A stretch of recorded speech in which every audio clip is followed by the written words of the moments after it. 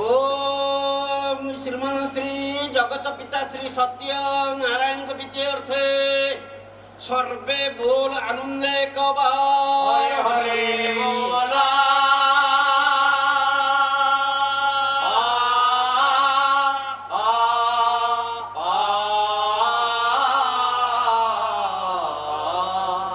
श्री श्री जगन्नाथ महाप्रभु के विद्यार्थे सर्वे बोल आनंदे कबार हरे बोला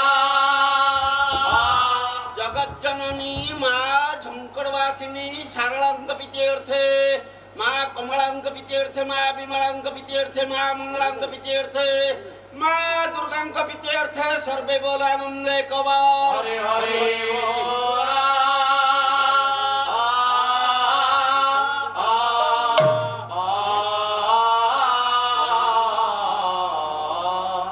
आहुरी एक बार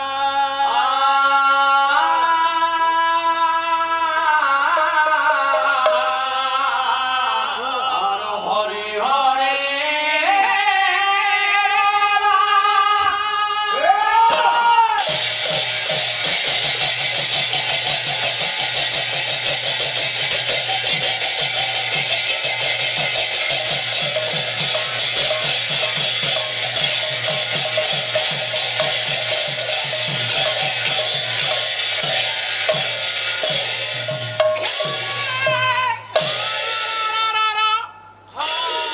इला चंद्र बड़ा भाई गौरांग भाई आज बड़ी पवित्र दिन पवित्र दिन पवित्र दिन शारदीय दुर्गा पूजार अभिनंदन आम गौरांग बापांक द्वारे जगत जननी आदि शक्ति परमा वैष्णवी जोगमाया माँ दुर्गे दुर्गति नाशिनीकर पूजार्चना काहू आवाहन कालरू चली बाबा करुले योग्य पुओ माने କରୁଛନ୍ତି पुणी ए वर्षर बाद कला ହଁ अष्टवर्ष दुई जन बलिष्ठ ओडिशार सुनामधन्य लब्ध प्रतिष्ठित गायक ଗାୟକ आम बाबा गले गायक सम्राट ଗାୟକ ସମ୍ରାଟ ଲକ୍ଷ୍ମୀଧର ରାଉତ ମହୋଦୟ ଆଉ ଗାୟକ ବାଗ୍ମୀ ବୈରାଗୀ ଚରଣ ବେହେରା ବେହେରା ମହାଦେବ ନନାଙ୍କର ସ୍ୱପ୍ନ ହଁ। 3 ବର୍ଷର ସ୍ୱପ୍ନ ଏଇ ବର୍ଷ ପୂରଣ ହେବାକୁ ଯାଇଛି ଆଚ୍ଛା ତା ଭିତରେ ମଧ୍ୟ କଷ୍ଟ ଆମକୁ ଗୋଟେ ପାଲା ସାରିକିରି ଆସି ପହଞ୍ଚିବାକୁ ପଡ଼ିବ ପଡ଼ିଲା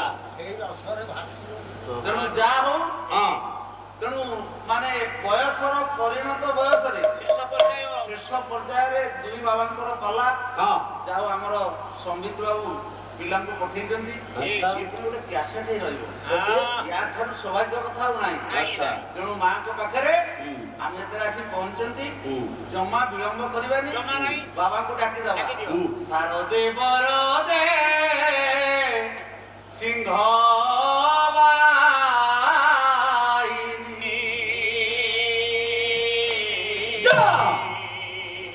ଗୌରୀ ଭାଇ ହଁ ମାଙ୍କର ପଦ ବନ୍ଦନା ପଦୁଟି ପଦୁଟି ହଉ ହଉ ହଉ ସେପଟରେ ତୁମ ବଡ ଭାଇ ନାରାୟଣ ଭାଇ ହଁ ହଁ ସିଏ ନିଶ ରଖିଛନ୍ତି ବୋଲି ହଁ ଇଏ କାଟି ଦେଇଥିଲେ ଇଏ ନିଶ ଆଜି ବାଗେଇକିରି ଆସିଛନ୍ତି କହିଲେ ନାରାୟଣ ଭାଇ ନିଶ ରଖିଛି ମୁଁ ବି ନିଶ ରଖିବି ମନେ ଯାଇନା ହଁ କହିଲେ ଦି ଜଣଙ୍କର କ୍ୟାସେଟରେ ବାହାରିବ ନିଶୁଆ ଭାଇଙ୍କ ଦି ଏ ପାଟି କରନା ଗୀତ ଗା ପାଟି କରନା ଶାରଦେ ବରଦେ ସିଂହ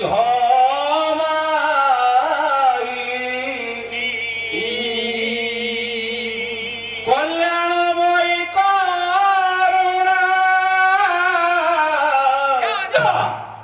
କଲ୍ୟାଣମୟୀ କରୁଣା ଦାଇନି ମା ଶାରଦେ ବରଦେ ସିଂହ ଦାଇନି ମା ଶାରଦେ ବରଦେ ସିଂହ ଦାଇନି ରାଜନନ୍ଦିନୀ ମୋରେ ଭ୍ରମଣ ମଣି ଭକ୍ତି ସ୍ୱରୂପ ମାଇସା ଭକ୍ତି ସ୍ୱରୂପ ମାଇସା ମର୍ଦିନୀ ମା ଶାରଦେ ବରଦେ ସିଂହ ଦାଇନି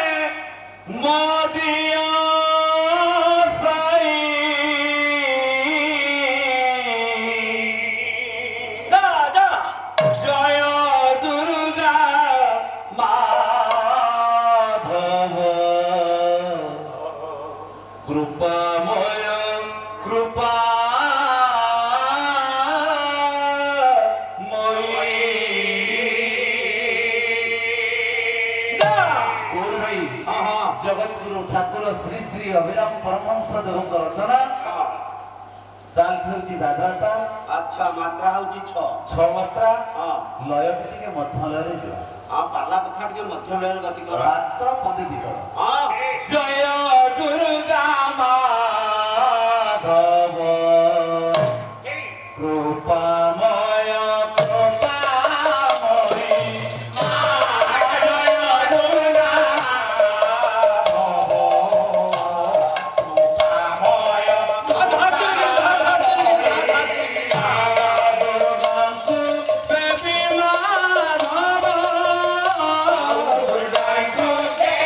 Bye.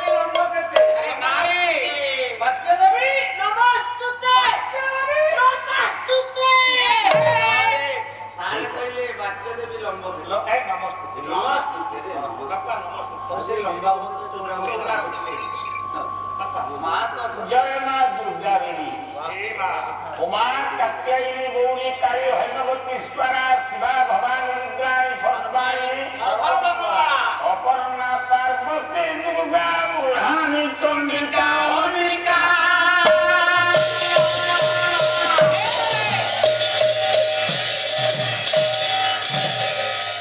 ଆପଣଙ୍କର ସଦାରୁ ମାଙ୍କର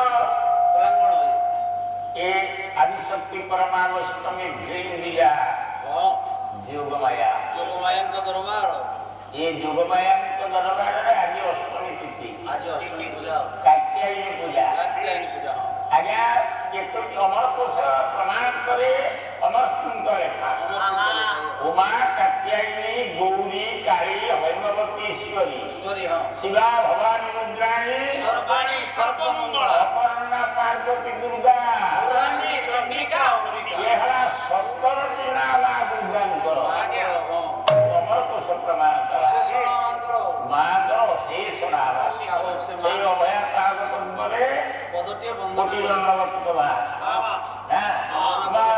ଦୁର୍ଗା ଦେବୀ ଆଉ ତୁ କଲେ ସତ ଜୁହାର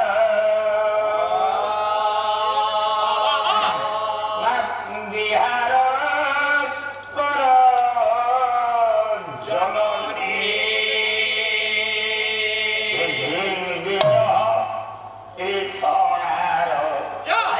ସୁଧାକର ପରମାନନ୍ଦ ଶରଣଙ୍କର ଏ ପବିତ୍ର ଲେଖା ଗୁରୁଙ୍କ ଲେଖା ଆରମ୍ଭ ତେଣୁ କର ଭୂଶବ୍ଦଂ ଗୁଣାତୀତ ଭୂଶବ୍ଦଂ ରୂପବର୍ଜିତ ଆଜ୍ଞା ଆଜ୍ଞା ରୂପଗୁଣ ଦ୍ୱୟଂ ନାସ୍ତି ତସ୍ମୈ ଶ୍ରୀ ଗୁରବେ ନମଃ ଆଜି ସର୍ବପ୍ରଥମେ ରଙ୍ଗମଞ୍ଚରେ ଉପସ୍ଥିତ ହେବା ସଙ୍ଗେ ସଙ୍ଗେ ମୋର କର୍ତ୍ତବ୍ୟ ଆଜ୍ଞା ମୋ ଗୁରୁ ପରମାନନ୍ଦ ଶରଣଙ୍କ ପାଦରେ କୋଟି ପ୍ରଣାମ ତାଙ୍କରି ବନ୍ଦନା ତାଙ୍କରି ରଚିତ ରଚିତ ବନ୍ଦନା ପଦ୍ଧତି କହିଲେ ଦେବୀ ତୋ ପଦେ କୋଟି ଜୁହାର ମା ଦୁର୍ଗା ଦେବୀ ରୂପଦେ କୋଟି ଜୁହାର ମା ଦୁର୍ଗା ଦେବୀ ତୋ ପଦେ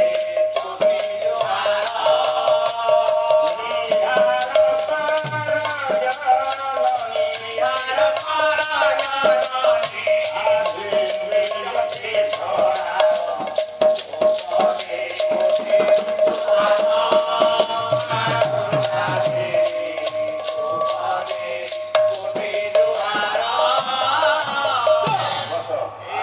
ତେଣୁ ଆପଣମାନଙ୍କର ପ୍ରଥମ ଅଧିବାସ ପାଲା ଅଧିବାସ ପାଲାରେ ମୁଁ ଏ ରଙ୍ଗମଞ୍ଚରେ ଉପସ୍ଥିତ ହେବା ସଙ୍ଗେ ସଙ୍ଗେ ଗୁରୁଜୀଙ୍କର ଲେଖାକୃତ ଗୋଟିଏ ପଦଙ୍ଗ ଆଜି ମାଙ୍କ ପାଦରେ କୋଟି ଦଣ୍ଡବତ ଜଣାଉଛି ଆଜ୍ଞା ଭୀମ ବିଜୟ ତ୍ରିଠଣାର ସେ କଣ ଏ ଗୋଟା ଅଦ୍ଭୁତ ଭାବ ହେ ଭଗବାନ ଆଜ୍ଞା ଆପଣଙ୍କର ଭୀମ ବିଜୟ ନାଭିରେ ନା ଫେରେ ସିଂ ବିଜୟ ଏ ହୃଦୟରେ ଆଜ୍ଞା ଚକ୍ରରେ ସିଂ ବିଜୟ କଣ୍ଠରେ କଣ୍ଠ ଚକ୍ରରେ ଭୀମ ବିଜୟ ମା ଦୁର୍ଗା ହଁ ଏଇ ତ୍ରିଠଣା ଦିଟା ଭଲ କାମ ଅଛି ସେଇ ଜାଗାରେ ଦୁର୍ଗାଙ୍କ ଘର ଘର କେତେ ଜାଗା ମଝି ସ୍ଥାନରେ କେତେ ଜାଗାରେ କଟକଣାରେ ଘର କରିଛନ୍ତି ମା ହଉ ଠିକ ଅଛି ତେଣୁ ଆଜ୍ଞା ଆପଣଙ୍କର ଭୀମ ବିଜୟ ତ୍ରିଠଣା ମାଙ୍କର ଘର ହଉଛି ତିନି ଛଣାରେ। ଆଜ୍ଞା ତିନି ଛଣା ଆପଣ ମାନେ ଇଳା ପିଳା ସୁସୁପ୍ତି ଏଇ ଯୋଉ ତିନୋଟି ଆ ମଝିରେ ତା ଘର ବଢିଆ ଜାଗାରେ ଘର କରିଛନ୍ତି ସାରେ। ଇଏ ମା ଦୁର୍ଗା କରିଛନ୍ତି ଏମିତି ଜାଗାରେ ଘର ସେଠିକି ବନ୍ୟା ବାତ୍ୟା ମରୁଡ଼ି କିଛି ଭୟ ରହିବ ରହିବ। ନା। ତେଣୁ ତାଙ୍କରି ପଦାର୍ଥରେ କୋଟି ଦଣ୍ଡବତ ଜଣେଇଲା ପରେ ଆଜି ଅଧିବାସ ପାଲା। ପାଲା ହଁ ଅ ବୋଇଲେ ବ୍ରହ୍ମ, ଧି ବୋଇଲେ ଜ୍ଞାନ, ବାସ ବୋଇଲେ ଘର ତେଣୁ ଗୋଟେ ବ୍ରହ୍ମ ଜ୍ଞାନ ଘର ତୋଳିଦେବା। ବ୍ରହ୍ମ ଜ୍ଞାନ ଘର ହେଲା ଧି ବୋଇଲେ ଯୋଗ ମାୟାଙ୍କ ପାଖରେ। ବାସ୍ ବାସ୍ ଆଜ୍ଞା ସେ ଯଦି ଆଶୀର୍ବାଦ ନ କରିବେ ହଁ କୌଣସି ଜ୍ଞାନ ଆସିବନି। ନା ସାରେ ଆସିବ ଅବ୍ୟକ୍ତ ଭାବଧାରାକୁ ବ୍ୟକ୍ତ କରିବା ପାଇଁ ବାସ୍ ବାସ୍ ସେ ତ୍ରିଠଣାରେ ମା ଆମର ବସିଛି। ବଢିଆ ଜାଗା ଆଉ ରାଉତ ଭାଇନା ଆସିଥିଲେ ହଁ ସାର୍ ବା କହୁଥିଲେ କଣ କହିଲେ? ଏ ଯୋଉ ଶାନ୍ତନୁ କଥା କହୁଥିଲେ। କଣ କହିଲେ? ଶାନ୍ତନୁ ବୟସ ଅଧିକରେ ଗଙ୍ଗାକୁ ଯୋଉ ବିବାହ କଲେ ଆଉ ତାଙ୍କ ଯୋଉ ପୁତ୍ର ହେଲେ ଦେବବ୍ରତ ଏ କଥା ଆଲୋଚନା କରୁଥିଲେ। କହିଲେ ଯେତେବେଳେ ଅଧିକ ବୟସ ହେଇଯାଏ ଯେତେବେଳେ ନାରୀ ସଙ୍ଗମ ହୁଏ ପୁରୁଷ ଦୁର୍ବଳ ହେଇଯାଏ। ଏଇ କଥା ସବୁ ଆଲୋଚନା କରୁଥିଲେ ଆଉ ଆଉ ଗୋଟେ ଭଲ କଥା ଆଲୋଚନା କରିଛନ୍ତି। କିନ୍ତୁ ଆମେ ଏ ଯେ ନାଟକ ସେ ନାଟକ ଆଉ କରିବା ନାହିଁ। ଆଉ କୋଉ ନାଟକ ଆମର ଅନ୍ୟତମ ନାଟକ ମାନେ ତୁମେ କଣ ଜାଣିଛ ନାଟକ କଣ ରେ? ନାଟକ ବଳ ଯାତ୍ରା ବାଟି ଆଜ୍ଞା ଆପଣ ଚା ରହ। ତେଣୁ ମୁଁ ଗୋଟେ ଆଶୀର୍ବାଦାତ୍ମକ ମଙ୍ଗଳାଚରଣ ଶ୍ଲୋକ ପଢିଦେବି ଶେଷ ପର୍ଯ୍ୟାୟରେ। ଆଜ୍ଞା ଆଜ୍ଞା ଶାନ୍ତନୁ ଗଙ୍ଗାଙ୍କ ବିଷୟ ତ ବହୁତ କଥା। ଆଜ୍ଞା ଏ ମହାଭାରତର ଆଦି ପର୍ବ ବୋଇଲେ ପ୍ରଥମ ପର୍ବ। 18 ପର୍ବ ମହାଭାରତ ଭିତରେ ପ୍ରଥମ ଆଜ୍ଞା ସ୍ଥାନ ପାଇଛି ଆପଣଙ୍କର ଗଙ୍ଗା ଶାନ୍ତ। ଶାନ୍ତନୁଙ୍କର କଥା ଭାଇନା ମୋର ପରା କହିଲେ ହଁ ବଢିଆ ହଉ ହେଲା। ଲେଖିଲେ ରିପୁପତି କାନ୍ତା ତାତ ସଂବନ୍ଧ କାନ୍ତା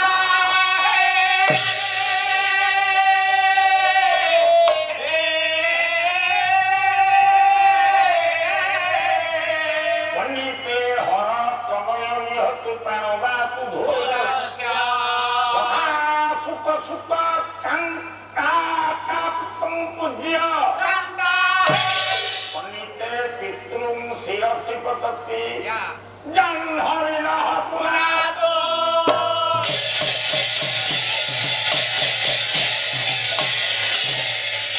ଜାହ୍ନବୀନ ପୁନା ତୁ ଆଜ୍ଞା ସମୟ ନାହିଁ। ଏଇ ତ୍ରିଠଣାରେ ମାଙ୍କୁ ଫୁଟି ଦଣ୍ଡବତ ଜଣେଇବା ପରେ ମା କହିଲେ ଗୋଟେ ବିଚିତ୍ର ପୁରାଣ ଶାସ୍ତ୍ରକୁ ନେଇ ଗୋଟେ ଆଶୀର୍ବାଦ ଦବା। ଆଉ ଆଚ୍ଛା କିଏ କହିବ ଉଠିବ କିଏ? ଏ ବା ଚାଲାକି ଆମ ଭିତରେ ବହୁତ ଚାଲାକ ପିଲା ଇଏ। ଆଜ୍ଞା ଗଦା କିଏ ଗଣ୍ଡା ବାବୁ ମତେ ପଛରେ ବା ଚା ଦେବେ ସେ ଭାରି ଚାଲାକ। ମାନେ ସେ ଆଗେ ଚା ପିଲା ପ୍ରଥମେ କଲା ଆଗେ ଆଣ।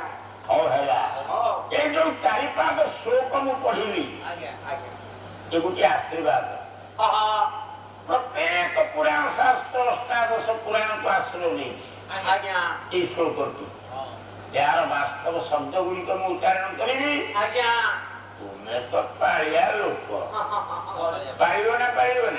ପାଳିବୁ ନା ସେ ବିଶ୍ୱକୁ ପାଳୁଛନ୍ତି ଆଉ ଆରେ ବିଦ୍ୟା ପ୍ରମାଣଂ ମୁଖ ଭାଷଣଞ୍ଚ ଏ ଜିହ୍ୱାଗ୍ରେ ମା ସରସ୍ୱତୀ। ବାସ୍ ଗାୟକ ହୁଅନ୍ତୁ ଯିଏ ହୁଅନ୍ତୁ ଆଜ୍ଞା ଆପଣ ଏ ଜିହ୍ୱାଗ୍ରେ ମା ସରସ୍ୱତୀଙ୍କୁ ଆଶ୍ରୟ ଦେଇଛନ୍ତି। ଦେହରେ 3.5 ଲକ୍ଷ ନାରୀ। ନାରୀ ଗୋଟା ଗଳିତ ଓସ୍ତପତ୍ରକୁ ଦେଖନ୍ତୁ ଆଜ୍ଞା ଯେତିକି ତା ଭିତରେ ଜାଲି ଅଛି ହଁ ଏ ଦେହଟା ଗୋଟେ ଓସ୍ତପତ୍ର ସହିତ ସଦୃଶ୍ୟ ଗଳିତ ଓସ୍ତପତ୍ର। ଆଜ୍ଞା ଆଜ୍ଞା ତା ଭିତରେ 72 ନାରୀ ହଁ କିନ୍ତୁ 3.5 ଲକ୍ଷ ନାରୀ ଅଛି ଏ ଦେହ ଭିତରେ। ବାବାରେ ଆପଣ ଲକ୍ଷ୍ୟ କରିବେ ସରସ୍ୱତୀ ନାରୀଟା ଜିହ୍ୱାଗ୍ର।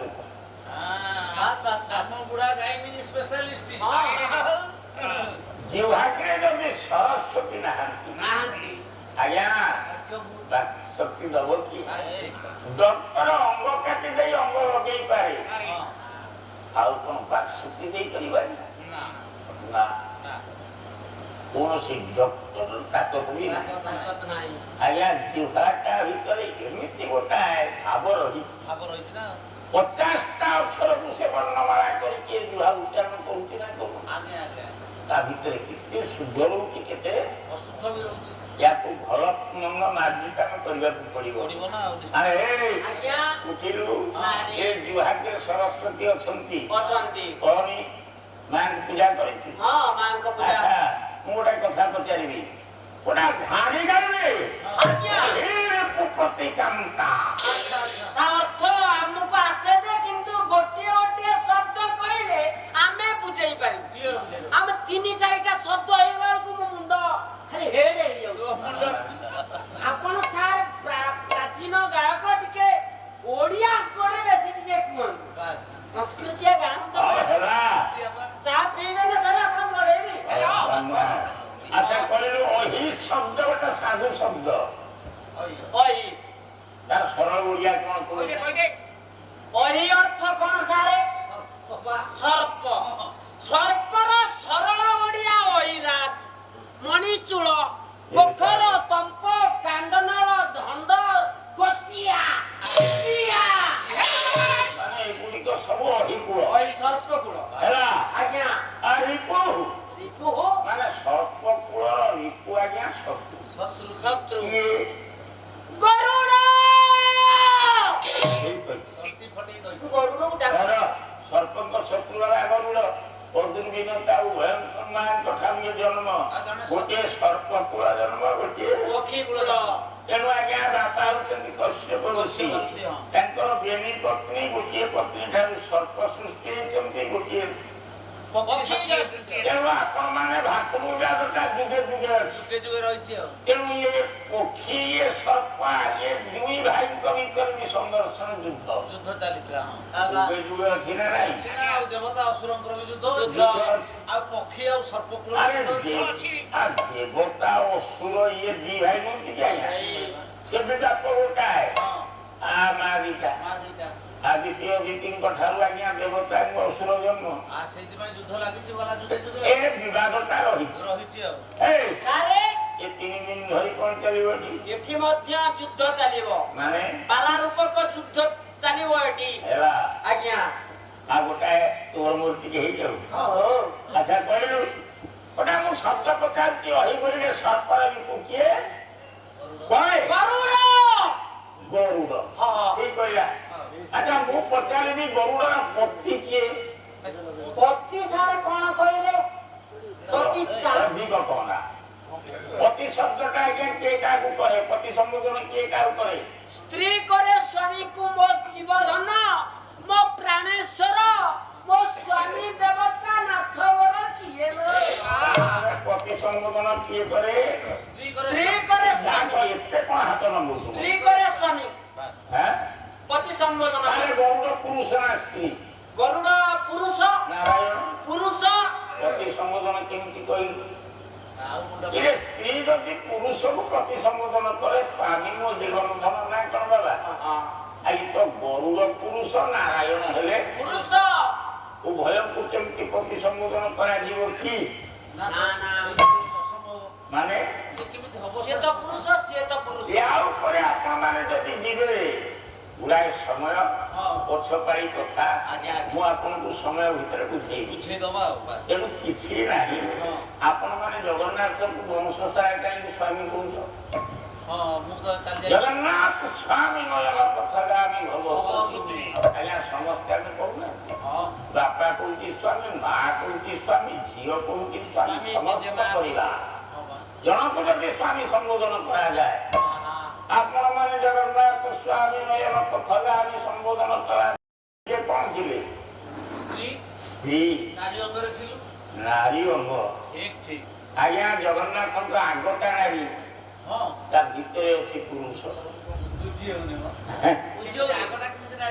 ଜଗନ୍ନାଥ ବୋଇଲେ ଜଗତ ଯୁକ୍ତ ଜଗତ ବୋଇଲେ କଣ ନା ନା ଜନ୍ମଗତ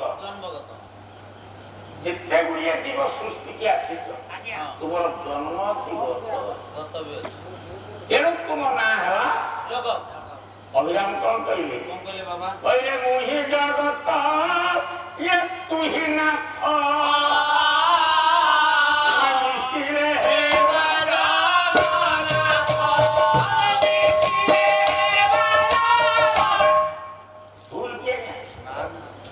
ତେଣୁ ଜଗତର ଅର୍ଥ ଜନ୍ମଗତ ଯୋଉ ଦାରୁ ଦେଖୁଛନ୍ତି ଆଜ୍ଞା ତାର ଜନ୍ମଗତ ଅଛି ହଁ ସେ ଆଜ୍ଞା ସ୍ଥାୟୀ ନା 9 ବର୍ଷରୁ 19 ବର୍ଷ ପର୍ଯ୍ୟନ୍ତ ସମୟ ଅଛି ସେ ନବ କଳେବର ହେବେ ନା ନା ହେବେ ନା ତାଙ୍କୁ ପାତାଳପୁରକୁ ନେବାକୁ ପଡ଼ିବ। ଦେବାକୁ ପଡ଼ିବ ତେଣୁ ଆପଣମାନେ ଚିନ୍ତା କରନ୍ତୁ ନାଥର ପ୍ରଳୟ ନାହିଁ।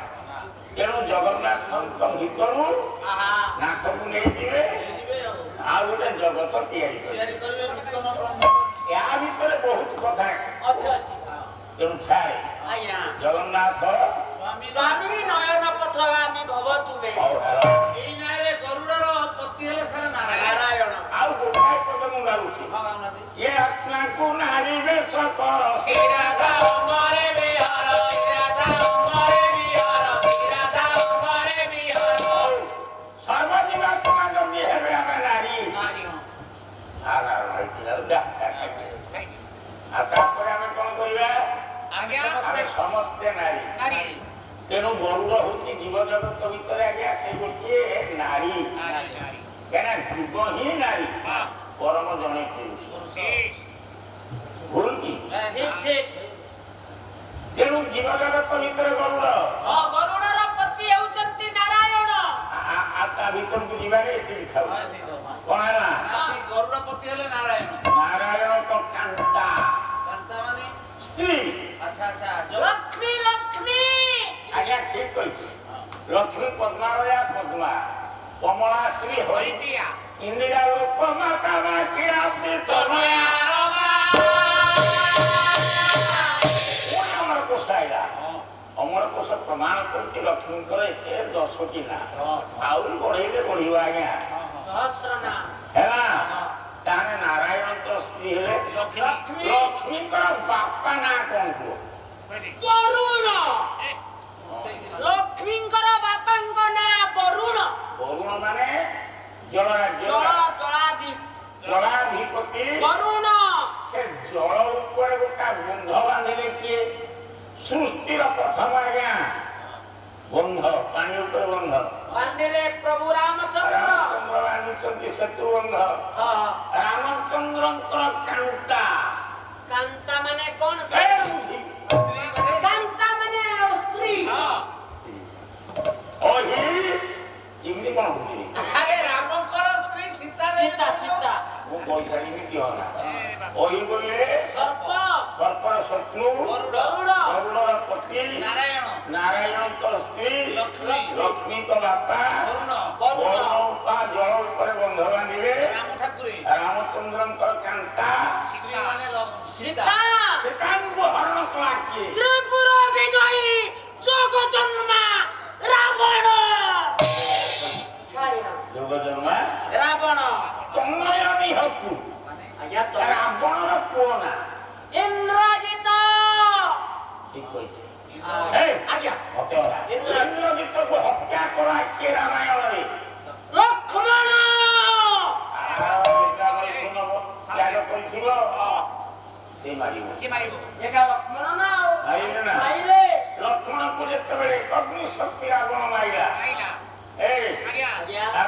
ପୁନର୍ଜୀବନ ଦେଲା କିଏ ଲକ୍ଷ୍ମଣ ହନୁମାନ ହନୁମାନ ଠିକ ଅଛି ଗନ୍ଧମାର୍ଦ୍ଦନ ପର୍ବତକୁ ଗଲେ ବିଶଲ୍ୟ କରଣୀ ଆଣି ଲକ୍ଷ୍ମଣଙ୍କ କ୍ଷେତ ସ୍ଥାନରେ ଦେବା ପରେ ଲକ୍ଷ୍ମଣ ଜୀବଦାନ ପାଇଲେ ଠିକ କରୁଛି ଆଜ୍ଞା ତାହେଲେ ହନୁମାନ କହିପାରିବେ କି କେଉଁ ଧ୍ୱଜାରେ ଥାଏ ନନ୍ଦୀ ଘୋଷ ଧ୍ୱଜାରେ ଅଛି ହନୁମାନ ନନ୍ଦିଘୋଷର ଅନ୍ୟ ନାମ କପିଧ୍ୱଜ ନା କଣ ଆଜ୍ଞା ଆଜ୍ଞା ନନ୍ଦିଘୋଷର ଅନ୍ୟ ନାମ କପିଧ୍ୱଜ ନୁହେଁ ତା ଧ୍ୱଜାରେ କପି ଅଛି ନା ନାଇଁ ଅଛି ବାସ୍ ସେଇ କପିଧ୍ୱଜର ସଖା ସୁତ କାନ୍ତା ନନ୍ଦିଘୋଷ ରଥର ସଖା କିଏ କୃଷ୍ଣ କୃଷ୍ଣ ସୁତ ତାଙ୍କ ପୁଅଙ୍କ ନାଁ ପ୍ରଦ୍ୟୁମ୍ନ ଠିକ ଅଛି ଆଜ୍ଞା ଆଜ୍ଞା ଭଗବାନ କୃଷ୍ଣଙ୍କର ବଡ ପୁଅ ହଉଛି ପ୍ରଦ୍ୟୁମ୍ନ ପ୍ରଦ୍ୟୁମ୍ନ ସୁତ ମାନେ ପ୍ରଦ୍ୟୁମ୍ନଙ୍କ ପୁଅ ନା ଅନିରୁଦ୍ଧ ନା ଅନିରୁଦ୍ଧ ଆଜ୍ଞା ଅନିରୁଦ୍ଧ କାନ୍ତା ଉଷା ଓଷା ଉଷା କଣ କହିବା ଉଷା ଉଷାଙ୍କର ବାପା ତ୍ରିପୁର ବିଜୟ ବେଳାସୁର ଅନାସୁର ଅନାସୁର ସଂପୂଜ୍ୟ କେଉଁ ଦେବତାଙ୍କ ପାଦ ଦେବ ଦେବ ମହାଦେବଙ୍କ ବରରେ ବଳିୟାନ ବାଣାସୁର ମହାଦେବଙ୍କୁ ପୂଜା କରି ଶୈବ ଭକ୍ତ ସିଏ ମହାଦେବଙ୍କ କାନ୍ତା ପାର୍ବତୀ ପାର୍ବତୀଙ୍କ ପିତା ଶିବ ମୁଣ୍ଡ ଖରାପ ହେଇଯାଇ ସାରେ ପାର୍ବତୀଙ୍କ ସ୍ୱାମୀ ଶିବ ପାର୍ବତୀଙ୍କ ସ୍ୱାମୀ ଶିବ ଆଉ ଇଏ ପାର୍ବତୀଙ୍କ ବାପା କହୁଛି ନା ପାର୍ବତୀଙ୍କ ସ୍ୱାମୀ। ପାର୍ବତୀଙ୍କର ବାପା କିଏ ପାର୍ବତୀଙ୍କର ବାପା ହିମାଳୟ ଆରେ ପର୍ବତ ଝିଅ ପାର୍ବତୀ ତାର ହିମାଳୟ ପର୍ବତ ଆଚ୍ଛା ଏ ଭାରତ ବର୍ଷରେ କୋଉ ଦିଗରେ ଅଛି ହିମାଳୟ ଏଇ ଉତ୍ତର ଦିଗରେ ଅଛି ହିମାଳୟ ଠିକ କହିଛି ଆଜ୍ଞା କାଳିଦାସଙ୍କ ଭାଷାରେ ଅସ୍ତ୍ୟୁତ୍ତର ଶ୍ୟାଂ ଦିଶି ଦେବତାତ୍ମା ହିମାଳୟ ନାମ ନଗାଧୀରା ପରଉତୟମି ଧିୟବଗାୟ ହସ୍ତିତଃ ପୃଥିବ୍ୟାଇ କୁମାର ସମ୍ଭବ କାଳିଦାସ ଅସ୍ତିତ୍ୱର ଶ୍ୟାଂ ଦିଶି ଓଡ଼ିଆ ହେଲା ଉତ୍ତର ଦିଗରେ ନଗାଧୀରାର ନବ ଅର୍ଥ ପର୍ବତ ପର୍ବତଙ୍କ ମଧ୍ୟରେ ରାଜା ହିମାଳୟ ସେଇ ହିମାଳୟ ଶିର ଆରେ ହିମାଳୟ ଶିର ଠାରୁ ପଦକଳ୍ପ ଦେଇ ବହି ଯାଉଛନ୍ତି ପତିତ ପାବନୀ ଜାହ୍ନବୀ ମା ଗଙ୍ଗା ଦେବୀ ଆଜ୍ଞା କେମିତି ଭାବ ଦେଇକି ଆସୁଛନ୍ତି ଆପଣଙ୍କର ଅପର୍ଣ୍ଣା ଦେବୀ ନାରୀ କବି ଇନ୍ଦୁମତୀ ଖଣ୍ଡେ କାବ୍ୟ ଅଛି ହଁ ଗୋଟା ସୁନ୍ଦର ପଦ ଲେଖିଲେ ଓଡ଼ିଆ କଣ ଲେଖିଲେ ମଙ୍ଗଳା ଶିରା ହଁ ଲେଖନ୍ତୁ ଦେଖିବା ହିମାଚଳରେ ଗଙ୍ଗା ଦେବୀ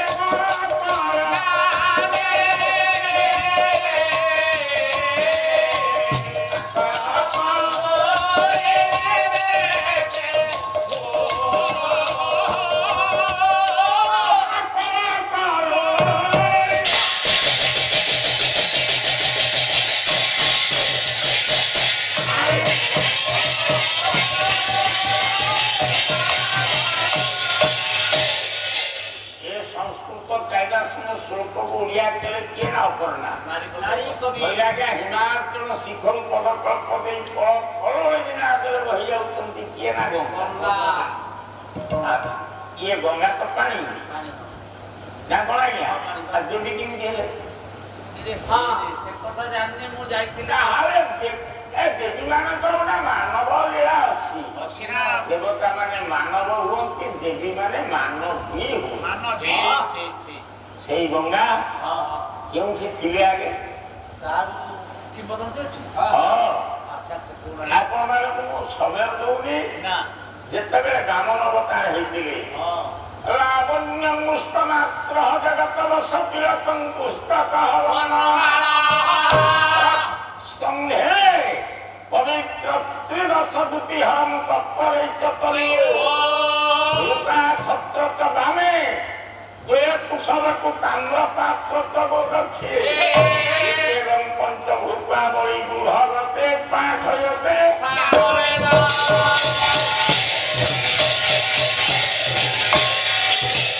আজ্ঞা সংস্কৃতরে গোটা শ্লোক পড়লে লাবণ্য বুঝতে সময় তো ନାହିଁ আজ্ঞা ব্রাহ্মণ অতি সুন্দর দ্বাদশ আঙ্গুলর সংখ্যা আজ্ঞା এভଳି ରୂପ ପାଗଳା କୁକୁର ଭଳି ବେଦ ଧ୍ୱନି କଲେ ହେଲା ଯେ ଆଜ୍ଞା ସେଇ ବ୍ରାହ୍ମଣ ପାଦରେ ଦୃଷ୍ଟି ଦିଅନ୍ତୁ ବ୍ରହ୍ମାଣ୍ଡରେ ଢାଳିଥିଲେ ଗଙ୍ଗା ନୁହେଁ ଆଜ୍ଞା 86 ବିକ୍ରମଣେ ବଳି ଅଦ୍ଭୁତ ଯେତେବେଳେ ଲେଖିଲେ ଯେ ଜୟଦେବ ଗୋସ୍ୱାମୀ ଜୟଦେବ କହିଲେ ହଁ ଗୋଟା ଛଳନା କରିବା ପାଇଁ ବ୍ରାହ୍ମଣ ହେଇଥିଲେ ବଳି ଯଜ୍ଞରେ ବାସ୍ ବଢିଆ କଥା ଯଦି ହେଲେ ଭାବନାଟା କଣ ପୁରା ନୂଆ କଥା ନୁହେଁ ଏଟା ପୁରୁଣା କଥା ଆଜ୍ଞା ବ୍ରହ୍ମା ଚିନ୍ତା କଲେ ଜୟଦେବଙ୍କ ଲେଖାକୁ ଟିକେ ଓଡ଼ିଆ କଲେ କିଏ ଧରଣୀଧର ଗୋସ୍ୱାମୀ ମାନେ ଜୟଜଗତ ଗୀତ ଗୋବିନ୍ଦରେ ଥିଲେ ତାକୁ ଓଡ଼ିଆ ଅନୁବାଦ କଲେ ଧରଣୀଧର ଗୋସ୍ୱାମୀ ସିଏ ଲେଖିଲେ ଆଜ୍ଞା ଅନେକ କାଳରୁ ଗଙ୍ଗା କମଣ୍ଡରେ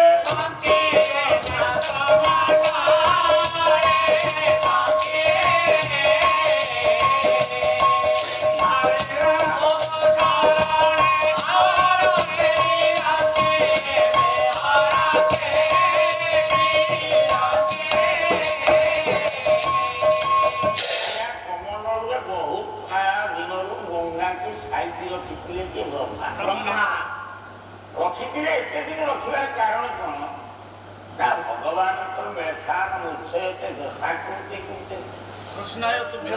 ଯଦି ଭଗବାନ ଅବତାର ପରେ ଆଜ୍ଞା ଅବତାର ହଉଛନ୍ତି ବ୍ରହ୍ମା ଦଶରଥରେ ବିଚାର କରୁଛି ଗୋଟା କମଣ୍ଡଳରେ ମୁଁ ପାଣି ସ୍ୱଳ୍ପ ରଖିଛି ମାନେ ଅବଧି କମଣ୍ଡଳରେ ଯାହା ଧରିବ କାହିଁକି ରଖିଥିଲେ ନା ଯେ ପ୍ରଭୁଙ୍କ ପାଦ ନୁହେଁ କ'ଣ ଆଜ୍ଞା ଏ ଗଙ୍ଗା ପାଣିରେ ଯେତେବେଳେ ଦେଖିଲେ ଯୋଉ ବଡ ବଡ ଅବତାର ଏ ଯୋଉ ବଡ ବଡ ପାଦ ଆଇ ବଡ ବଡ ପାଦ ଏ ଯୋଉ ସ୍ୱଳ୍ପ ପାଣି ତ ଅଳ୍ପ ହବ କଣ ନା ଧରି ହବନି ଅପେକ୍ଷା କଲେ ଦେଖିବା କେତେବେଳେ ପ୍ରଭୁ ଠାକୁରଙ୍କର କେତେବେଳେ ଗୋଟେ ଛୋଟିଆ ଅବତାର ହବ ଛୋଟିଆ ଅବତାର ଛୋଟିଆ ପାଦ ଆଜ୍ଞା ବାମନ ତାଠାରୁ ଆଉ ଛୋଟ ଅଛି ନା ପାଦ ବି ଛୋଟ ତେଣୁ ବ୍ରହ୍ମା କହିଲେ ଏ ଗୋଟା ସୁବର୍ଣ୍ଣ ସୁଯୋଗ ସେ କଣ କଲେ ଆଜ୍ଞା ଗୋଟା ଜୀବନ ରୂପ ହୋଇ ଗଙ୍ଗା ଖଣ୍ଡିଏ ପକେଇ ବ୍ରହ୍ମା କଣ କଲେ ବ୍ରାହ୍ମଣଙ୍କ ପାର କରିକି ନା କଣ ଆଜ୍ଞା ପାର କଲା ପୂର୍ବରୁ ପରିବର୍ତ୍ତନ କହୁଛି ବ୍ରାହ୍ମଣ ଠାକୁର ତୋ ଗୋଡ଼ ଟିକେ ମୁଁ ଧୋଇବି ସେ ପରିବର୍ତ୍ତନ ନୁହେଁ ଆଜ୍ଞା ସ୍ୱୟଂ ବ୍ରହ୍ମା ହେଲା ଆଜ୍ଞା ସେ କଲେ କଣ ବ୍ରାହ୍ମଣ ପାଦ ବଢେଇ ଦେଲେ ଆଜ୍ଞା ବ୍ରହ୍ମା କଣ କଲେ ସାଇତି ରଖିଥିଲା ଯୋଉ ଜଳ ତାକୁ ଧରଣୀୟର କହିଲେ ଅନେକ କାଳରୁ ଗଙ୍ଗା କମଣ୍ଡଳେ ଯେତେବେଳେ ସଞ୍ଚରଣ ଜଳକୁ ଢାଳି ଦେଲେ ଆଜ୍ଞା ବ୍ରାହ୍ମଣକୁ ଗୋଡଟା ଟିକେ ଥଣ୍ଡା ଲାଗିଲା କହିଲେ ଆରେ ଇଏ କଣ ବହୁତ ଭକ୍ତ ପାଣି ଢାଳିକି ଗୋଡ ଧଉନାହାନ୍ତି କି ଠାକୁରଙ୍କର ଠାକୁର ତ ଚମକି ପଡନ୍ତିନି यार कारण अनेक काल से पानी थिला ठंडा थिला पूरा फ्रीज बलिया ना ना आउ चमकी पड़िबार कारण हैला से तो अंतर्यामी नारायण नामारे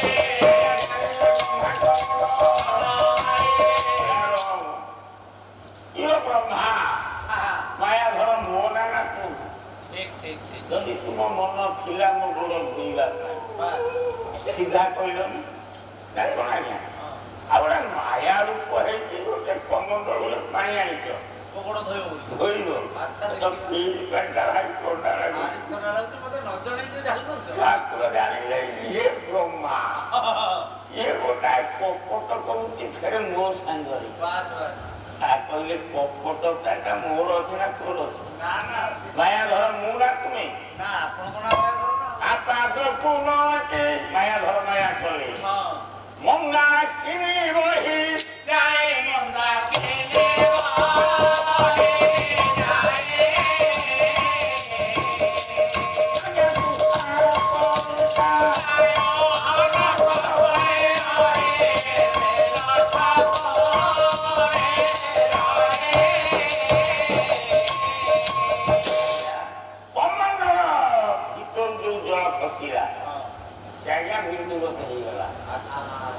जल बिंदु से कमंडल समूह जल जो बिंदु होगा बामनकर छोट पाद को भी है से बही जाए नख कोण भर बिंदु रखिले उत्तराखंड देखिए যদুমণি মহাপাত্র লাগে সজেই দেবে সজেই গাইবা পুরোনা জায়গা মনে হয় না এই কমতে ধরো উৎকল ঘণ্ট যদুমণি মহাপাত্র নিগম বনি তাহারা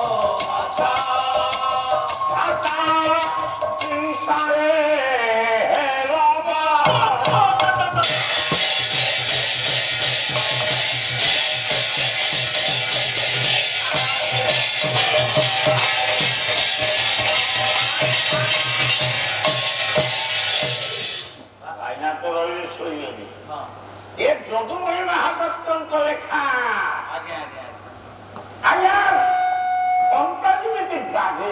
ହଁ ତେଣୁ ସାହିତ୍ୟ ହିସାବରେ ଓଡ଼ିଆର ଭାଷା ଘଣ୍ଟ ହଉଛନ୍ତି ଯଦୁମଣି। ଯଦୁମଣି ତାଙ୍କ ଭାଷା ଘଣ୍ଟ ଭଳିଆ ଲାଗୁଛି। ଟଙ୍ଗ ବାଜିବ ବୁଝିବନି ହଁ କେମିତି ପଦ ଲେଖିଲେ ହଁ କହିଲେ ନିଗମ ବନିତା। ନିଗମ ବନିତା ନିଗମ ଅର୍ଥଟି ସମ୍ପୂର୍ଣ୍ଣ ମୁଁ ଓଡ଼ିଆ ଅର୍ଥ କହୁଛି ଆଜ୍ଞା ବେଦକୁ ବୁଝାଏ। ନିଗମ ନିଗମ ବୋଇଲେ ବେଦ। ବେଦ କଣ ବନିତା ହବ? କୋଉ ଲିଙ୍ଗ? ପୁଲ୍ଲିଙ୍ଗ ବେଦ ଏମିତି ଗୋଟେ ଓଡୁଆ ଯଦୁମଣି ଏମିତି କାହିଁ ଲେଖିଲ? ଯଦି ଏଠି ବେଦ ବନିତା ନ ହୁଏ ଉପମାଟା ଠିକ ହବନି। ତେଣୁ ମନେ ରଖନ୍ତୁ ଆପଣ ଯେମିତି ମୁଁ ତା ପୂର୍ବରୁ କହିଥିଲି ଜଗନ୍ନାଥଙ୍କୁ ଆମେ ସମସ୍ତେ ସ୍ୱାମୀ ସମ୍ବୋଧନ କରୁଛନ୍ତି। ବେଦ ବି ତପସ୍ୟା କରିଛି ଠାକୁରଙ୍କ ପାଖରେ ସେ ବି ଆଜ୍ଞା ବନିତା। କଣ ଆଜ୍ଞା ଯାହା ବେଦ ପୁଲ୍ଲିଙ୍ଗ ହେଇପାରେ କିନ୍ତୁ ଠାକୁରଙ୍କ ପାଖରେ ସେ ନିଜକୁ ଯେତେବେଳେ ସମର୍ପଣ ହେଇଯାଇଛି ନାରୀ ଭାବରେ ଆସେ। ଚାରି ବେଦ ପ୍ରଭୁଙ୍କ ପାଖରେ ବନିତା ସ୍ତ୍ରୀ ଆଉ କି ନାରୀ ଆଉ ଠିକ ଠିକ ହେଲା। ଯଦୁମଣି କହିଲେ ଯଦି ନିଗମ ବେଦ ହେଲା ବନିତା, ବନିତାର ଗୋଟେ ଗଭା ଥାଏ। ତେଣୁ ଲକ୍ଷ୍ୟ କରିବେ ଠାକୁରଙ୍କ ପାଦକୁ ଅନେଇ ଦିଅନ୍ତୁ। ସେ ଆଜ୍ଞା ମଞ୍ଜୁଳ କଳି ଗୁଛ କଳି ବୋଇଲେ କଳିକା ଆଜ୍ଞା ମଞ୍ଜୁଳ କଳିକା ଅଶୋକ କଳିକା ଅଶୋକ ଗଛ ତା କଳିକା କେମିତି ମାନେ ତା କଢ଼ଟା ବାସ୍। ତେଣୁ କବି କଳ୍ପନା କରୁଛନ୍ତି ଠାକୁରଙ୍କ ପାଦରେ ଅଶୋକ କଳିକା ଭଳି ଶୋଭା କରୁଛନ୍ତି ଗଙ୍ଗା। ଏ ଉପମା ଦେଲେ କିଏ? ଯଦୁମଣି କହିଲେ ସେଇ ପଦାଙ୍ଗୁଳିରୁ ଢାଇ ବ୍ରହ୍ମ ସଲିଳେ ଶୁଣି ଆଜ୍ଞା ପଦ ଅଙ୍ଗୁଳିରୁ ସଲିଳ ବୋଇଲେ ଜଳ।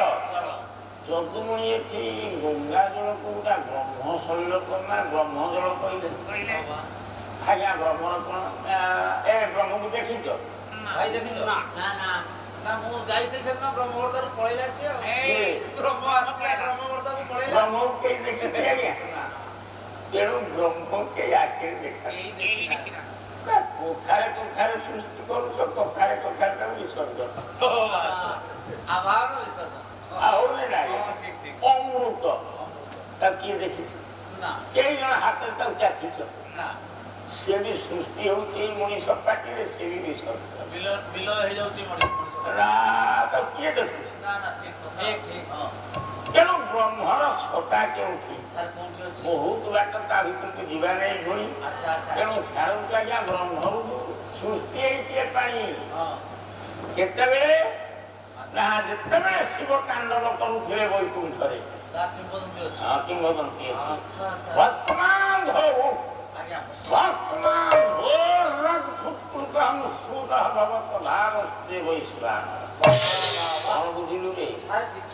ତାଣ୍ଡବ ଚାଲିଛି। ଶିବଙ୍କ ଦେହରେ ଅଳଙ୍କାର କଣ? ପ୍ରଥମ ତମେ ପାଲା ବାଲା ହେଇକି ଆସିଲେ ଆଗେ ପାଉଡର ଫାଉଡର ମାରିବ ନା? ନାଚ କରିବାକୁ ଯିବେ ଶିବ ତାଙ୍କ ପାଉଡର କଣ ବାବା? ସବୁ ପାଉଁଶ ଗୁଡା ପାଉଁଶ ଦେହ ସାରା ବୋଳିରେ ଡାକିଲେ ନନ୍ଦୀ ଭୂମି ତମେ ଆଜି ବାଜା ବଜା ବଜେଇଲେ ବାଜା ଆଜି ପ୍ରଭୁ ନାଚିବେ ନାଚିଲେ ଯେତେବେଳେ ତାଣ୍ଡବ ଆରମ୍ଭ ହେଲା ଆରେ ଦେହ ପବନ ଟିକେ ଲାଗିବ ନା ଲାଗିବ ନିଶ୍ଚିତ। ଜଣେ ନାଚିଲେ ସେ କଣ ହବ? ପବନ ବାଜିବ ଆଇ ପାଉଁଶ ଗୁଡାକୁ ଉଡ଼ିଲା ଆଉ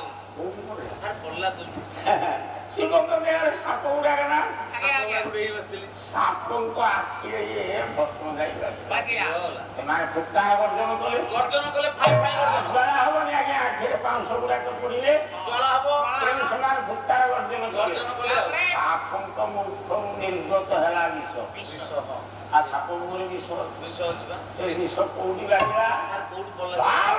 ବୈଶ୍ୱାନର ଶିବଙ୍କ ମୁଣ୍ଡରେ ଅଗ୍ନି ଅଛି ନା ନାହିଁ? ଆଜ୍ଞା ଭସ୍ମ ଗୁଡାକ ସାପଙ୍କ ଆଖି ବିଦ୍ୟା ଦେଲା, ସାପ ମାନେ ପୁଷ୍କାର ଗର୍ଜନ କଲେ। ଆଜ୍ଞା ସେଇଟା ହିଁ ଅଗ୍ନି ନେତ୍ରରେ ସେ ବିଷ ଦ୍ୱାରା ବାଜିଲା। ବାଜିଗଲା ଆଉ ଖାଲି ସେତିକି। ଆଉ କଣ ହେଲା? ଜ୍ୱାଳାଂଶନିଗ୍ଧଂ ସୁଧାଂଶୁ ଦଳ। ଆପଣ ପୁରାଣ ଶୁଣିଥିବେ, ଯେତେବେଳେ ସେ କୋଉଠି ବାଜିଲା ରେ? ତୃତୀୟ ନେତ୍ରରେ ଅଗ୍ନି ନେତ୍ର ଜଳିଲା। ଜଳିଲା। ତା ଉପରେ କିଏ ଅଛି? ସାର୍ ଆଉ ତାପରେ କି ଅଛି? ଚନ୍ଦ୍ର ନାହାନ୍ତି ନା? ଇରେ ହରେ ଶିବଙ୍କ ଜଟାରେ ଚନ୍ଦ୍ର ଶିବଙ୍କ ଜଟାରେ ଚନ୍ଦ୍ର ନାହାନ୍ତି ବାବା। ଅଛନ୍ତି ବା। ଇଏ ଅଗ୍ନି ଶିଖା ଯେତେବେଳେ ଚନ୍ଦ୍ର ଠିକ ବାଜିଛି, ହେ ଅନାନି, ଇରେ ବାବା କଣ ହେଇଛି ତାପରେ? ଇଏ ଚନ୍ଦ୍ରଙ୍କର ଅନ୍ୟ ନାଁ ହଉଛି ସୁଧାକର। ମାନେ ଅମୃତ ତା ଦେହରେ ଅଛି। ଆଜ୍ଞା ଇଏ ଗରମ ପାଇକି ଅମୃତ ତରଳିଲା। ତରଳିଲା ପଡିଲା କୋଉଠି? କୋଉଠି ସାର୍ ପଡିଲା? ବାଘ ଚମଡ଼ା ଉପରେ। ଇରେ ଭାଇ ଦେଖିଲେ? ହଁ ସଞ୍ଜୀବତ ହେଇଗଲା। ଆଜ୍ଞା ତା ନାଁ ହଉଛି ଅମୃତ। ଅମୃତ ମାନେ ପାଇଲା ମାନେ ଆଉ ସେ ମରିବ। ମରିବନି ସେ ଲୋକ। ତା ମୃତ୍ୟୁ ସଞ୍ଜୀବନୀ କହିଲେ ଭୁଲ। ହଁ ଅମୃତ ଅମୃତ ନା। ଅମୃତ ଆଜ୍ଞା ଯେତେବେଳେ ବାଘ ଚମଡ଼ା ଉପରେ ପଡିଛି, ପଡିଗଲା। ବାଘ ଚମଡ଼ାଟା ଜୀବନ୍ତ ହେଇଗଲା। ଜୀବନ୍ତ ହେଇଗଲା। ଆକର୍ଷଣ ଘରେ ପିଲା କାହିଁ ବୃଷଭକୁ ଧରିଲା। ସେଇ ବାଘ। ଆଚ୍ଛା ଶିବଙ୍କ ଅବସ୍ଥା କଣ? ସାରେ ଯେତେବେଳେ ଶିବଙ୍କ ବାଘ ଚମଡ଼ାଟା ବଞ୍ଚି ଉଠିଲା, ଯେତେବେଳେ ଏଇ ବୃଷଭକୁ ଧଇଲା, ଶିବ ସମ୍ପୂର୍ଣ୍ଣ ଉଲଗ୍ନ ଅବସ୍ଥାରେ ବୁଲୁଥିବେ ଆଉ ହସ ମାଡ଼ିବ। ଆଉ ହସ ସମସ୍ତ ହସିଲା। ବାଲକୁନି ପର୍ଯ୍ୟନ୍ତ ଲୋକ ଦେଖୁଛନ୍ତି ଏ ଆଙ୍କ ତାଣ୍ଡବ। ଇଏ ଶିବ ତାଣ୍ଡବ ଲାଗିଛି। ଆଉ ଲକ୍ଷ୍ମୀ ଥିଲେ ହଁ ନାରାୟଣ କେତେ ବୁଝେଇଲେ। ବାବା ରେ ହଉ ପ୍ରଭୁ ଦେଖୁନା ଦେଖୁନା ଯାଉଛ କୁଆଡେ ଶିବ ଲମ୍ବା ଦେଖ କଣ ହଉଛି ଦେଖ ଏ ଜିନିଷ କଣ ଦେଖ ଏ ଜିନିଷ କଣ ଦେଖ ଆଜ୍ଞା ଜୋର ହସ ଲାଗିଲା। କାହାକୁ? ସମସ୍ତେ ଯୋଉଥିଲେ ଲକ୍ଷ୍ମୀ ତ ବେଶୀ ହସ ମାରିଲା। ନାରାୟଣ ନାରାୟଣ ଟିକେ ଚିମୁଟି ଦେଲେ ଲକ୍ଷ୍ମୀ କହିଲେ ଦେଖ ତୁମ ଆତ୍ମା କଣ ମଙ୍ଗଳା ହେଇନାଥ। ଦେଖ ତମେ ବଡ ଭାଇ କହୁଛ। ଆଜ୍ଞା ଚାହିଁଦେଲେ ନାରାୟଣ ମଙ୍ଗଳା ହେଲେଣି ଶିବ ସେ ଜୋର କରି ବସିଲେ। ଆଜ୍ଞା ହସିଲେ ଜୋର ହସନ୍ତୁ କିଏ ଲୁହ ବୋହିବ? କାନ୍ଦିଲେ ବି ଲୁହ ବୋହିବ। ଦୁଃଖର ଲୁହ ଅଛି, ଗୋଟେ ଆନନ୍ଦର ଅଶ୍ରୁ ଅଛି। এই যে আনন্দ অশ্রুটা নির্গত ହେଲା ଆଖିରୁ ତା ପାଖରେ ବସିଥିଲେ ବ୍ରହ୍ମା। ନାରାୟଣ ସିଂହ କିଏ ବସିବ? ବ୍ରହ୍ମା କାଳେ କ୍ଷୀରକୁ କମଣ୍ଡଳୁ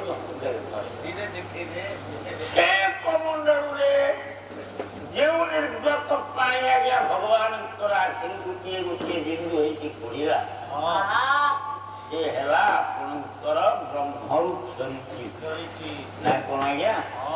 ଆନନ୍ଦ ଅଶ୍ରୁଟା କୋଉଠି ଆସେ? ବ୍ରହ୍ମରୁ କ୍ଷରେ।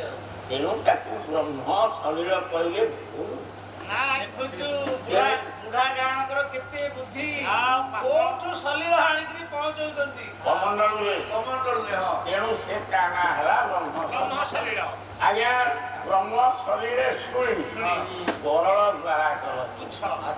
ଆଜ୍ଞା ଶିବଙ୍କ ମୁଣ୍ଡରେ ନାରାୟଣ ଗଙ୍ଗା ପାଣି କାହିଁ ଢାଳିଲେ? ନା କଣ୍ଠରେ ବିଷ ଅଛି।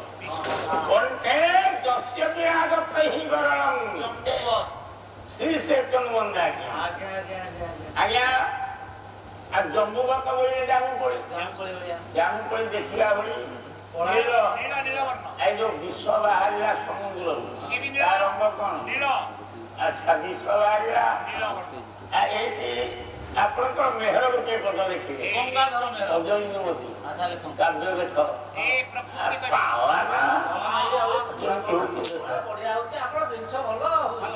ଭାଗ୍ୟବାନ ଭାଗ୍ୟବାନ ସଦା ଭାଗ୍ୟ ଫଳ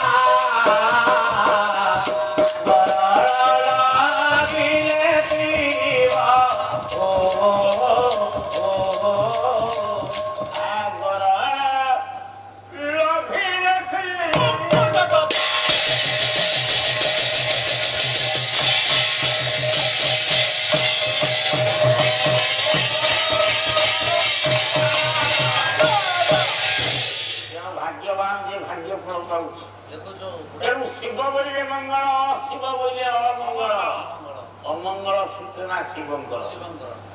আর ভাগ্যবান হয়ে গেলে নারায়ণ। সমুদ্র মন্থনରୁ କେଶବ ନେଲେ, ଆଉ ବିଷ ପାଇଲେ, ଶିବ ତାକୁ କଣ୍ଠରେ ରଖିଲେ। ଆଜ୍ଞା ଏ ତାପଟା ଦିନକୁ ଦିନ ବଢିଲା। ତେଣୁ ନାରାୟଣକୁ ଶିବ ସ୍ମରଣ କଲେ। ନାରାୟଣ ସେ ପଦ୍ମମୂଳିରୁ ଗଙ୍ଗାକୁ ନେଇକି ତାଙ୍କ ଶୁଣିଙ୍କ ମୁଣ୍ଡରେ ଢାଳିଲେ। କଣ୍ଠ ଦେଇକି ଗଲେ ଟିକେ ବିଷ ଉପଶମ ହବ ନା ନିଶ୍ଚିତ। ଆଉ ଗଙ୍ଗା ପାଣି ପାଣି କଣ୍ଠ ଦେଇକି ବହୁଛି ନା କଣ? ହେ ପ୍ରଭୁ ଏତିକି ନୁହେଁ, ହେ ଯଦୁବତ୍ସ ତୁମେ ଧାତା ଚିନ୍ତାରେ ବ୍ରହ୍ମା ସିଏ ବି ଆଜ୍ଞା ବେଦକୁ ସଂଖ୍ୟାସନ ନେଇଗଲା। ନାରାୟଣକୁ ଡାକିଲେ। ନାରାୟଣ କଣ କଲେ ନା ଗୋଟେ ଅବତାର ହେଲେ। କଣ ମାଛ? ଆଜ୍ଞା ମାଛ ହେଲେ କିଏ? ନାରାୟଣ। କାହିଁକି ହେଲେ? ମାଛ ହେଇଥିବେ ନାରାୟଣ। ବେଦକୁ ଚୋରି କରି ସଂଖ୍ୟାସୁର କାହିଁକି ସମୁଦ୍ର ଭିତରେ ଲୁଚିଲା? ଆଉ ଦେଖା ଦଉନି। ନାରାୟଣ କହିଲେ ରୁହ, ପାଣିରେ ସବୁ ଶୁଖେଇ ଦେଲେ ଏ ଗଡିଆରେ ଯେତେ ମାଛ ଭଲ ମନ୍ଦ ଅଛି ସବୁ ଧରା ପଡିଯିବେ। ଆଉ ସମୁଦ୍ରଟାକୁ ଟୋଟାଲି ମୁଁ ପାଣିଟାକୁ ବୋହିଦେବି। ସେ କଣ କଲେ? ଆରେ ମତ୍ସ୍ୟ ଅବତାର ହେଇକି ଗୋଟେ ପୁଚ୍ଛ ତିଆରି କଲେ। ଲାଙ୍ଗୁଡ ନାହିଁ ନା ମାଛର, ସେ ପୁଚ୍ଛଟା ହେଇଗଲା ସିନ୍ଧୁକ। ସିନ୍ଧୁକ ଗୋଟେ ଭଣ୍ଡାର, ତା ଭିତରେ ସିନ୍ଧୁ ପାଣିକି ସବୁ ରଖିଦେଲେ। ସିନ୍ଧୁ ପାଣି ରହିଲା। ଠାକୁର ଏଠି ମାଛ ହେଲେ ତାଙ୍କ ପୁଚ୍ଛ ସିନ୍ଧୁକରେ ସିନ୍ଧୁ ଜଳ ଯେତେ ଥିଲା ସବୁ ତା ଭିତରେ ରଖିଦେଲେ। ଭାରି ଯଦୁମଣି ସାହିତ୍ୟ। ଶକ୍ର ବୋଇଲେ ଇନ୍ଦ୍ର। ଆଜ୍ଞା ଇନ୍ଦ୍ରର ଗୋଟେ ଆର୍ତ୍ତକୁ କର୍ତ୍ତନ କଲେ। ଇନ୍ଦ୍ରର କଣ ବିପଦ ପଛରେ ଦେଖିବା। ଆଜ୍ଞା କର୍ତ୍ତନ ଆଣିଦବା, ଛିଡେଇ ଦେବା, ଚୋପ ମାରିବା ଆଉ କର୍ତ୍ତନ କରିବା, ସେ ସବୁ ବିଭିନ୍ନ ଅସ୍ତ୍ର ଦରକାର ନା କଣ ବାବା? ତରବାରେ ହଣାଯିବ, କଟୁରେ ହାଣିଦବା, କର୍ତ୍ତନ କେମିତି କରିବା? କତୁରୀ ନହେଲେ କର୍ତ୍ତନ କରିହବ କି? କପଡା କଟା ହଉଛି ଦିଟା ନା ମଝିରେ ଗୋଟେ କ୍ଷୀର ନା। ତେଣୁ ଶକ୍ର ଆତ୍ମକର୍ତ୍ତନ। ଶକ୍ର ବୋଇଲେ ଇନ୍ଦ୍ର। ଇନ୍ଦ୍ର ଆତ୍ମକୁ କର୍ତ୍ତନ କଲ ନାରାୟଣ। ବନନର୍ତ୍ତନକାରୀ କତୁରୀ କର। ବନନର୍ତ୍ତନକାରୀ ବନରେ ନାଚ କରନ୍ତି। ଇଏ ନା ଭଲୁକ ଆଉ ମାଙ୍କଡ, ଏମାନେ ହେଲେ ବନନର୍ତ୍ତନକାରୀ। ଗୋଟିଏ ପଟ ହେଲା ଭଲୁକ, ଗୋଟିଏ ପଟ ହେଲା ହେଲାନି। ତେଣୁ ବନନର୍ତ୍ତନକାରୀ ଯଦି ହେଲେ କତୁରୀ, ତା ମଝିରେ ଖିଲ କିଏ? ରାମ। ସ୍ୱୟଂ ରାମ ହେଇଗଲେ ଖିଲ। ଦିଟା ପଟ ଆଣିଲେ, କ୍ଷୀର ମାରିଲେ, କାଟିଲେ ଆଜ୍ଞା ଶକ୍ରର ଆର୍ତ୍ତକୁ କର୍ତ୍ତନ କଲେ। ବନନର୍ତ୍ତନକାରୀ କତୁରୀ ତିଆରି କରି ରାବଣର ଦୋଷଟା ମୁଣ୍ଡକୁ କାଟିଲେ, କର୍ତ୍ତନ କଲେ। କଣ ଆଜ୍ଞା? ଏଇ ଯୋଉ ଭାବ ଗଙ୍ଗା ତାପରେ ହେଲା ଗଙ୍ଗା ତ ସେଇଠି ଥିଲେ, କେତେ ବାଟ ଆସିଲେଣି। ତେଣୁ ଆଉ ଆଗକୁ ବୁଲିବା। ହିମାଳୟର ଶିର ରୂପ ବହି ଆସୁଛନ୍ତି ମା ପତିତ ପାବନୀ ଗଙ୍ଗା। ଗଙ୍ଗା କାହିଁକି ଦେବି ଏଇ କଥାରେ ଏତେ ବାଟ ବୁଲିବା। ଏତେ ଗୁଡେ ବାଟ ଆସିଲା ମୁଣ୍ଡରେ ଏଇଟା ସବୁ ଖାଗ କରୁନ। ତେଣୁ ଆଜ୍ଞା ତେଣୁ ଗଙ୍ଗାଙ୍କୁ ଶାନ୍ତଙ୍କ ସହିତ ଗୋଟେ ମାନବ ଲୀଳାକୁ ଆସିଲେ ଆଜ୍ଞା କେଉଁ ବାହାଘର ହବ? ମୁଁ ଆଉ ଗଙ୍ଗା ତ ସ୍ୱୟଂ ଦେବି। ସେ ତ ଭଗବାନଙ୍କର ଆଖି ଗୋଟେ ଅଶ୍ରୁ ବିନ୍ଦୁ ଆଜ୍ଞା। ସେ କମଣ୍ଡଳକୁ ଗଲେ, ଶାସ୍ତ୍ରକୁ ଅନୁଧ୍ୟାନ କଲେ। ଜନ୍ମ ଋଷିଙ୍କର ସେ ଝିଅ, କିନ୍ତୁ ସବୁ ଭୁଲ। ଆକୁ ବ୍ରହ୍ମ ଶରୀର ଉପାଧି ଦେଇଛନ୍ତି, ଯଦୁମଣି ଭୁଲ ନୁହେଁ, ସେ ବ୍ରହ୍ମରୁ ସୃଷ୍ଟିରୁ ଆରମ୍ଭରୁ ସେ ଲେଖିଛନ୍ତି। ଯଦୁମଣି ନମସ୍କାର।